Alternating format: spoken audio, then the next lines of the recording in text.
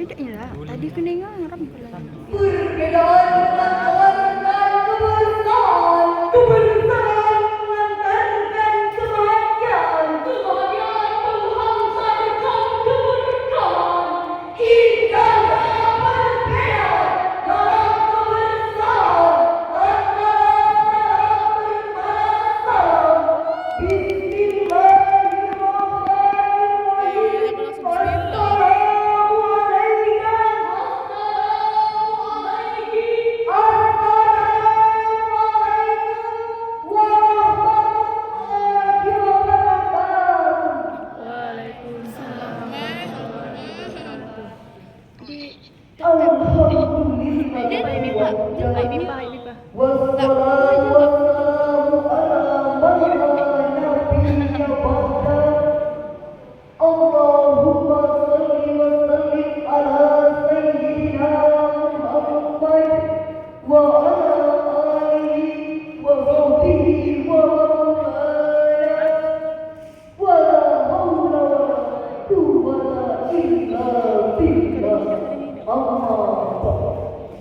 Suku Sunda, suku Banjar, hidup rukun di Indonesia. Bapak Ibu apa kabar? Apakah sehat semuanya? Sehat. Dewan Hadi yang akan dilaksanakan. Dan hari yang berbahagia di era digital seperti sekarang ini telah tersedia alternatif komunikasi gaya baru, yaitu komunikasi melalui media sosial atau komunikasi melalui dunia maya. Komunikasi menghadirkan perubahan yang luar biasa karena hanya bermodal kemampuan dan kuota kita dapat menjelajah seisi dunia. Kita juga dapat berkomunikasi dengan teman dan bercanda dengan keluarga di seluruh mancanegara. Berbagai informasi dan berita dapat kita ketahui dalam waktu sekejap mata. Oleh karena itulah, media sosial menghadapi penting di negara kita. Kementerian Komunikasi dan Informasi Emang hidup selalu dirubah ya? 64% penduduk bangsa Indonesia dengan jumlah populasi 202 juta jiwa dan penggunanya didominasi oleh anak-anak, generasi muda dan tak mau ketinggalan generasi tua. Salah satu media hari ini hampir semua kalangan menggunakannya, yaitu Facebook. Dari kalangan muda, orang tua yang selfie di beranda, alhasil segala kegiatan akan merambah lebih mudah. Invoice Standard Courses, suatu lembaga yang menangani siaran media di dunia yang dikutip oleh Sianis Arna dalam bukunya menjelaskan. Media sosial memiliki dampak yang sangat besar dalam kehidupan manusia. Media sosial baik yang itu bermata dua membawa dampak positif dan negatif. Media sosial sebagai sarana komunikasi membantu membangun relasi untuk saling berkoneksi, bahkan membuka pintu rezeki untuk menghasilkan pundi-pundi. Namun sayang pada diri, akhir-akhir ini media sosial sering disalahgunakan untuk menjalankan propaganda, adu domba, penipuan, prostitusi online dan perjalanan manusia, bahkan memperkuat jaringan teroris dan narkoba. Namun sisi lain saat ini, media sosial bukan hanya digunakan untuk menyebarkan informasi, akan tetapi digunakan untuk perilaku yang tidak terpuji, seperti sarana untuk mencaci maki, postingan pornografi tak bisa dihindari, penipuan terus terjadi, bahkan menyebarkan berita sudah menjadi konsumsi sehari-hari. Belum lagi perpecahan dan permusuhan mencuat, kini semakin terlihat serta terjadi adu domba antar umat.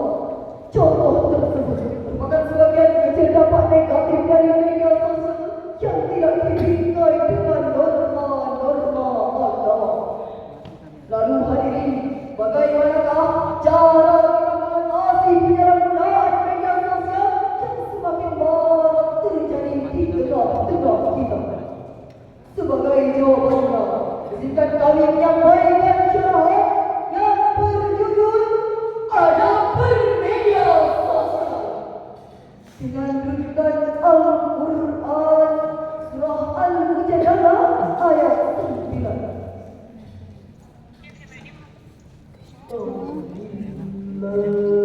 Dia cik Zawai.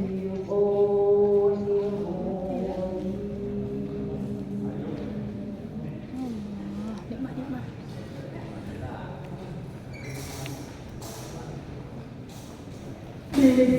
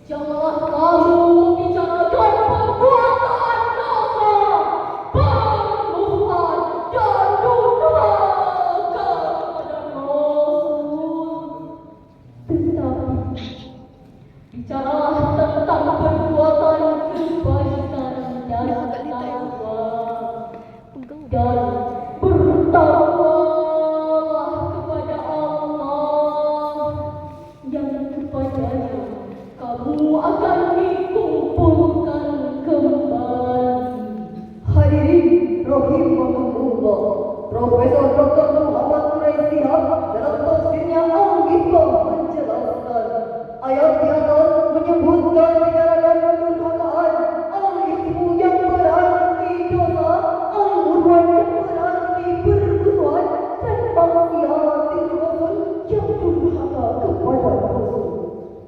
Dosa dipahami dalam arti aktivitas yang membawa dampak buruk yang hanya mengenai pelakunya, seperti minum-minuman keras, berjudi, meninggalkan salat, serta amal-amal yang berkaitan dengan Allah Subhanahu wa Ta'ala. Permusuhan adalah aktivitas yang dampak buruknya mengenai diri sendiri dan juga orang lain. Yang termasuk dalam hal ini adalah hak-hak manusia. Sedangkan yang dimaksud dengan kedurhakaan kepada Rasul ialah segala perbuatan yang dilakukan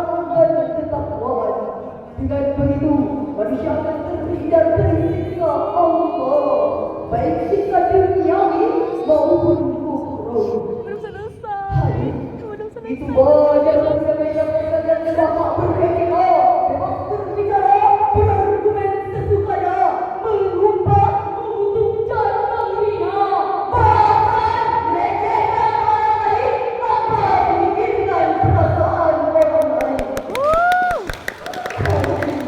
Begitu banyak saudara kita yang sudah menjadi korban penipuan media sosial, mulai dari tergiur investasi bodong hingga rugi miliaran rupiah, terlibat sindikat barang-barang yang menjadi korban kepolisian dan akhirnya harus ditangkap di dalam tahanan. Na'udzubillah, summa na'udzubillah.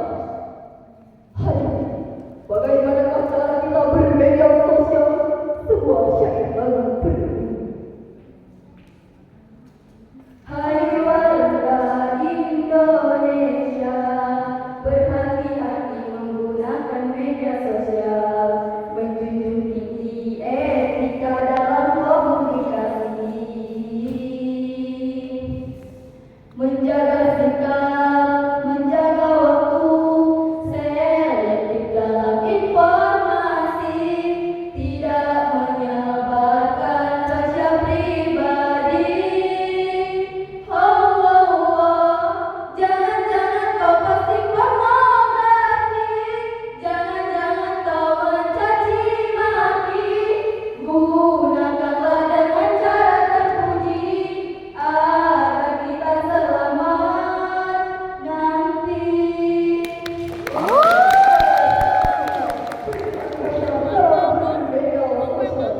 Allah Subhanahu wa taala berfirman dalam Al-Quran surah Al-Ahzab ayat 70 sampai 71 sebagai berikut.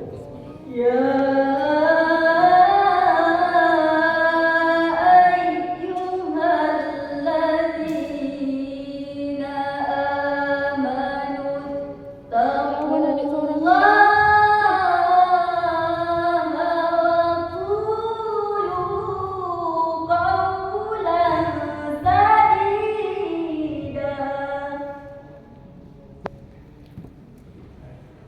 yuslih lakum a'malakum wa yaghfir lakum dzunubakum wa man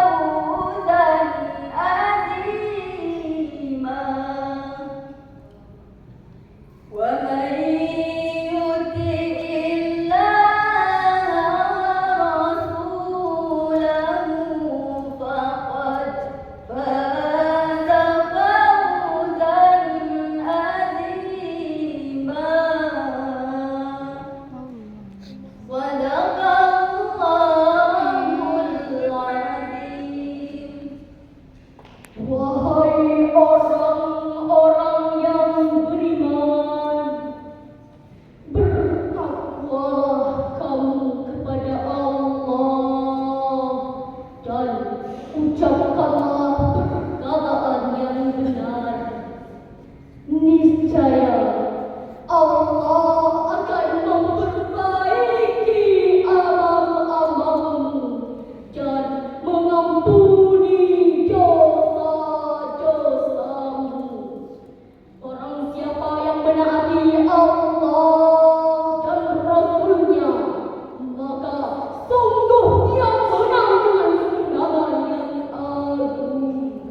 Maha benar Allah dengan segala firman-Nya. Hadirin rahimahumullah, di dalam ayat tersebut Allah Subhanahu wa taala menyandingkan dua perintah, wattaqullah dan wa qawlu qawlan sadida. Itu artinya orang-orang yang bertakwa harus menjaga lisannya dan ucapan yang benar, sebagaimana pepatah Arab mengatakan, salamatul insan fi hifdzil lisan. Keselamatan manusia tergantung pada lisannya. Syekh Al-Qardawi dalam tafsirnya Al-Jami' li Ahkamil Quran juz 14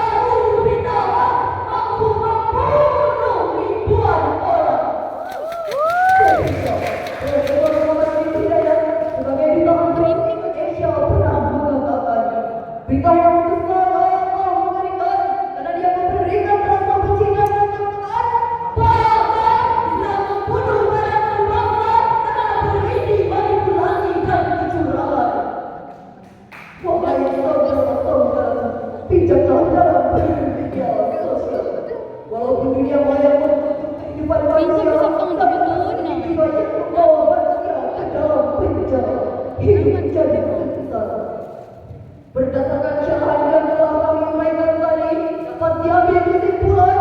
Pertama, setiap pengguna media sosial harus beretika dalam berselancar di dunia maya. Kedua, tidak menyebarkan berita hoax dan ucapan kebencian. Ketiga, apabila ada informasi yang tidak diketahui asalnya, maka tidak boleh kita menyebarkan kepada siapapun. Mari kita lawan berita hoax dan bijaklah dalam bermedia sosial. Demikian syarahan yang dapat kami sampaikan, kami tutup dengan pantun. Mati lampu badan kepanasan, harus tidur dalam kegelapan. Informasi itu adalah pesan, baca dulu sebelum diteruskan. Ingat, berhati-hatilah, waspada, waspada. Wassalamualaikum warahmatullahi wabarakatuh.